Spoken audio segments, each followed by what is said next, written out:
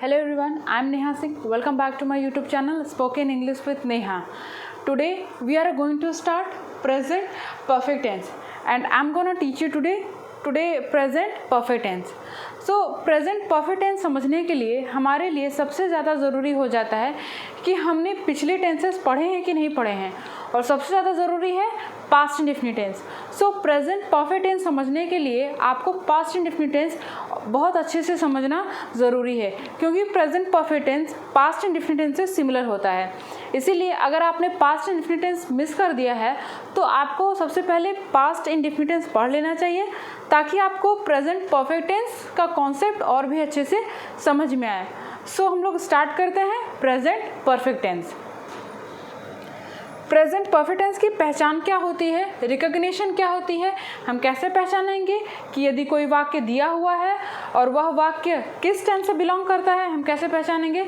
यदि किसी हिंदी वाक्य के अंत में मुख्य क्रिया के साथ चुका है, चुकी है, चुके हैं लगा हो तो वह वाक्य हमारा प्रेजेंट परफेक्ट टेंस में आता है. ठीक है, एक ये रिकग्निशन है, और साथ ही साथ एक हमारे ये भी रिकग्निशन है, ये सब ना दे करके हमें ये सब भी आ सकता है वाक्य में.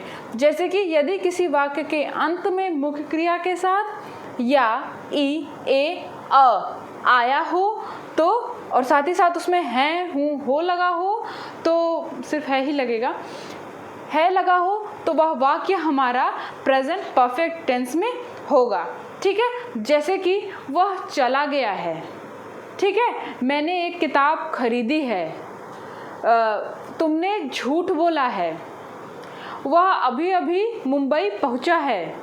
ठीक है, इन सारे वाक्यों के अंत में क्या आ रहा है, या तो या, ई, ए या फिर आ का साउंड कर रहा है. ठीक है, और यदि वाक्य के अंत में चुका है, चुकी है, चुके हैं लगा हो तो भी वाक्य हमारा प्रेजेंट परफेक्ट टेंस में होगा. जैसे कि बच्चे खेल चुके हैं, मैं इंडेफिनिट टेंस पढ़ा चुकी हूँ, हम अंग्रेजी बोल चुके हैं, तुम मुझे देख चुके हो, वह जा चुका है, तुम स्कूल जा चुके हो. ठीक है, सारे वाक्यों के अंत में क्या आ रहा है, चुका है, चुकी है, चुके हैं. सो हमारी पहचान कुल मिलाकर के ये हो जाती है कि यदि वाक्य के अंत में, हिंदी वाक्य के अंत में मुख्य क्रिया के साथ चुका है, चुकी है, चुके हैं के साथ साथ यदि या, ई, ए, आ आया हो और उसके साथ है लगा हो तो वह वाक्य हमारा प्रेजेंट परफेक्ट टेंस से बनेगा. ठीक है, इतना क्लियर है. अगर थोड़ा सा भी कंफ्यूजन हो तो आगे एग्जाम्पल से हम लोग क्लियर कर लेंगे. ठीक है, आगे बढ़ते हैं. प्रेजेंट परफेक्ट टेंस का हेल्पिंग वर्ब क्या होता है. प्रेजेंट परफेक्ट टेंस के दो हेल्पिंग वर्ब्स होते हैं. पहला है हैज़, दूसरा है हैव. हैज़ हैव का प्रयोग कहाँ करते हैं, कैसे करते हैं, मैंने यहाँ पे लिखा हुआ है. ठीक है, सिंगुलर पर्सन क्या होता है, प्लूरल पर्सन क्या होता है, मैं अपनी पिछली वीडियोस में आपको बहुत अच्छे से एक्सप्लेन कर चुकी हूँ. अगर आपने उसे नहीं देखा है तो उसे पहले देख लीजिए. ठीक है, फिर भी आपको रिवाइज करने के लिए मैं थोड़ा सा यहाँ पे बता दे रही हूँ. सिंगुलर का मतलब होता है शी, ही, इट या फिर किसी का नाम. यदि शी, ही, इट या फिर किसी का नाम आए तो हम वहाँ पे हैज़ का प्रयोग करेंगे. ठीक है, प्लूरल का मतलब है यदि सब्जेक्ट हमारा आई, वी, यू, दे आया हो तो हम हैव का प्रयोग करेंगे. ठीक है, यदि सब्जेक्ट हमारा सिंगुलर हुआ तो हम हैज़ का प्रयोग करेंगे. यदि सब्जेक्ट हमारा प्लूरल हुआ तो हम हैव का प्रयोग करेंगे. यहाँ पे आप आई देख रहे होंगे.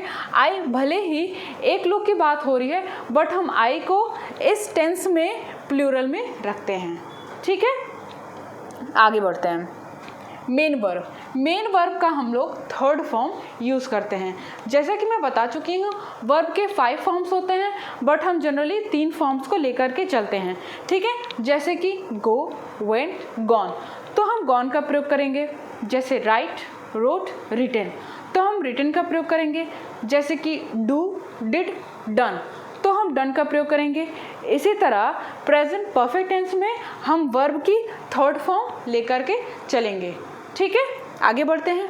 ये हमारे कुछ स्ट्रक्चर्स हैं. मैं अपनी हर वीडियोज़ में आपको स्ट्रक्चर्स दे देती हूँ, आपको याद हो गया होगा. ठीक है, फिर भी जो बच्चे नए हैं, जो मेरे चैनल पे नए हैं, उनके लिए मैं फिर से आपको लिख दे रही हूँ। मैंने आप लोगों के लिए लिखा है और इसको मैं बता दे रही हूँ इसको कैसे बनाते हैं और इसका प्रयोग हम लोग सेंटेंसेस बनाने में कैसे करते हैं, देख लेते हैं। पहला है हमारा अफर्मेटिव, ठीक है, साधारण वाक्य। साधारण वाक्य का मतलब होता है वह वाक्य जिसमें नहीं ना लगा हो, ना ही उसमें कोई क्वेश्चन वर्ड हो, तो वह वाक्य हमारा सकारात्मक वाक्य या फिर साधारण वाक्य कहलाता है। ठीक है, कैसे बनेगा? सब्जेक्ट को मैंने शॉर्ट फॉर्म में लिखा हुआ है, आपको समझने में दिक्कत नहीं आनी चाहिए। सब्जेक्ट हैज़ हैव, सब्जेक्ट के अकॉर्डिंग हैज़ हैव, यदि सब्जेक्ट हमारा सिंगुलर है तो हैज़, सब्जेक्ट यदि हमारा प्लूरल है तो हैव। ठीक है, V3 का मतलब है वर्ब की थर्ड फॉर्म।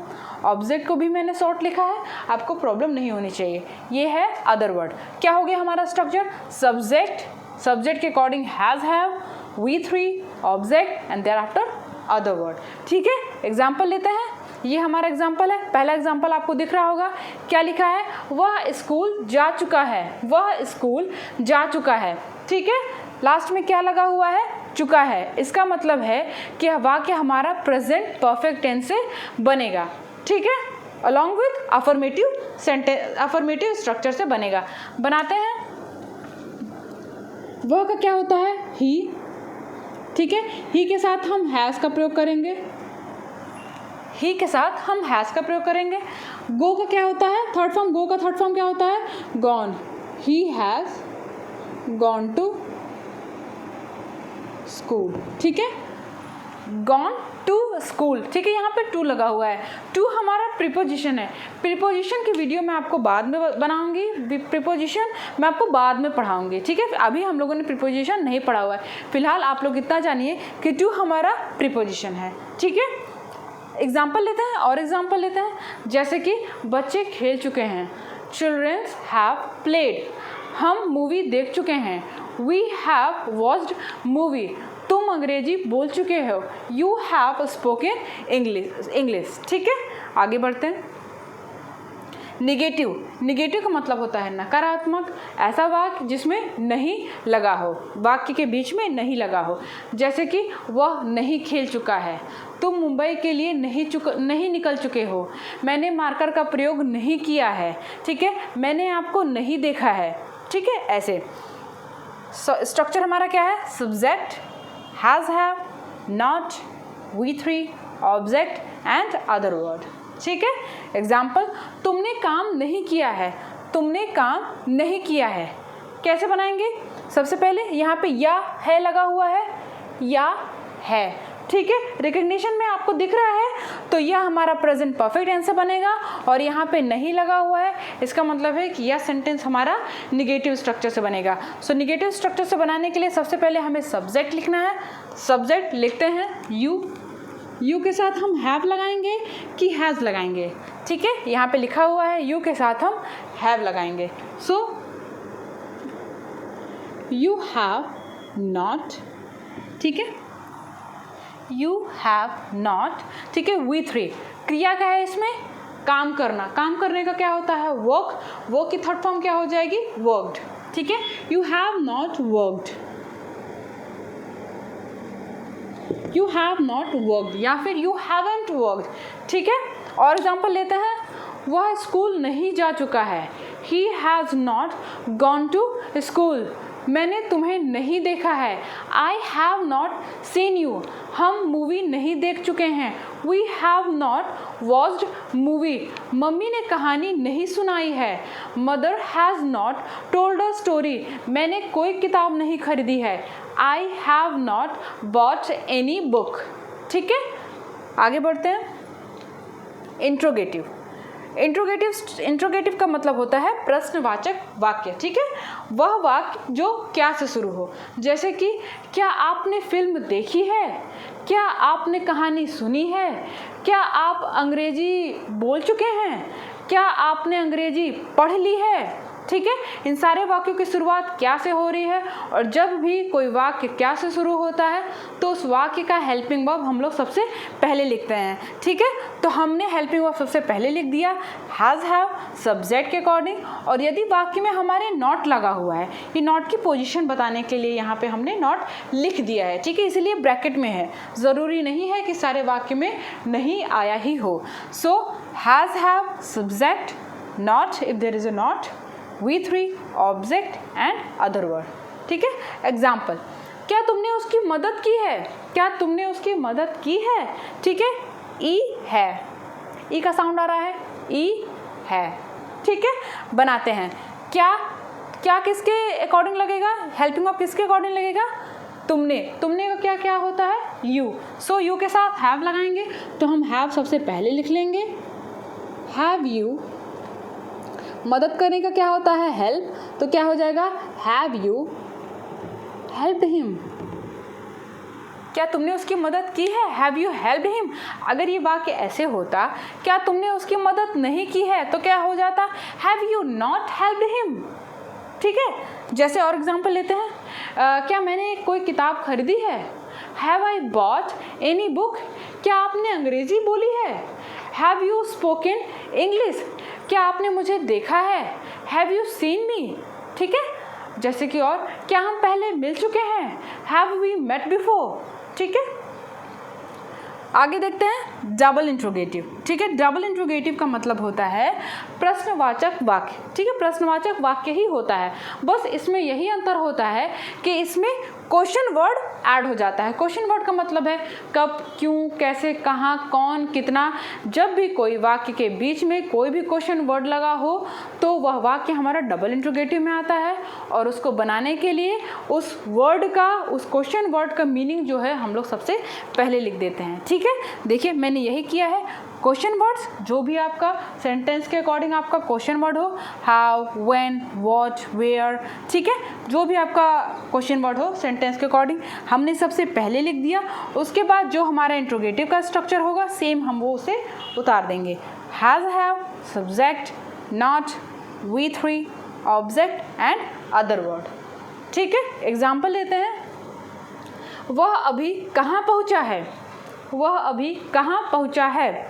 आ का साउंड आ रहा है और है, आ है, ठीक है। सो क्या बनेगा, कहाँ का क्या होता है, कहाँ का होता है वेयर, ठीक है। वेयर हम सबसे पहले लिखेंगे,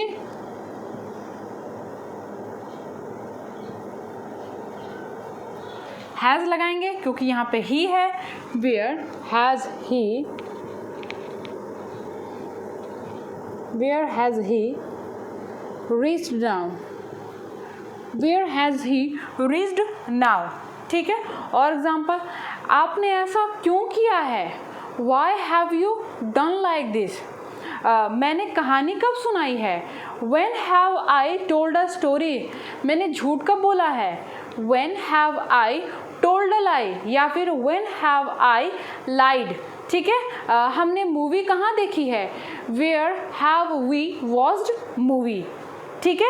इतने एग्जाम्पल से आपको समझ में आ गया होगा कि प्रेजेंट परफेक्ट टेंस क्या होता है, कैसे सेंटेंसेस बनाते हैं, क्या स्ट्रक्चर होता है, क्या हेल्पिंग वर्ब होता है, ठीक है। और आपको इसको और अच्छे से कॉन्सेप्ट क्लियर करने के लिए आपको खुद से भी सेंटेंसेस बनाने होंगे। जब तक आप खुद से सेंटेंसेस नहीं बनाएंगे तब तक प्रेजेंट परफेक्ट का कॉन्सेप्ट आपका क्लियर नहीं होगा, क्योंकि प्रेजेंट परफेक्ट टेंस थोड़ा सा कंफ्यूजिंग होता है। तो आपको इस कंफ्यूजन को दूर करने के लिए खुद से प्रैक्टिस करना बहुत ज़्यादा ज़रूरी है, ठीक है। तो हमारा प्रेजेंट परफेक्ट टेंस का सेशन आज ख़त्म होता है, ठीक है। प्रेजेंट परफेक्ट टेंस हमारा ख़त्म होता है, ना कि perfect tense, present perfect tense हमारा ख़त्म होता है आज, ठीक है। अब आपको क्या करना है कि आपको सेंटेंसेस बनाने हैं, और सेंटेंसेस बनाने के बाद आपको बोलने की भी कोशिश करनी है, ठीक है। जैसा कि मैंने बोला था कि मैं अपनी हर वीडियो में आपको कुछ वोकैब्स दे दिया करूँगी। ये हमारे वोकैब्स हैं, देखते हैं मैंने क्या दिया है। पहला है हमारा गैरुलस। गैरुलस का मतलब होता है बातूनी। अगर आपको क्लियर नहीं दिखाई दे रहा है तो मैं स्पेलिंग बोल दे रही हूँ। गैरुलस की स्पेलिंग होती है GARRULOUS, LOUS, गैरुलस का मतलब होता है बातूनी, ठीक है। नेक्स्ट है हमारा अब्लिएंट, अब्लिएंट, इसे हम एबोलिएंट नहीं पढ़ेंगे, थोड़ा सा इसका प्रोनाउंसिएशन टफ है, इसलिए मैंने इसको हिंदी में भी लिख दिया, इसका प्रोनाउंसिएशन मैंने हिंदी में भी लिख दिया है अब्लिएंट, ठीक है। अब्लिएंट का मतलब होता है जोशीला, ठीक है। स्पेलिंग में बोल दे रही हूँ, EBULLIENT, एब्लिएंट, ठीक है। नेक्स्ट है हमारा लिटरेट, लिटरेट का मतलब होता है पढ़ा लिखा, LITERATE,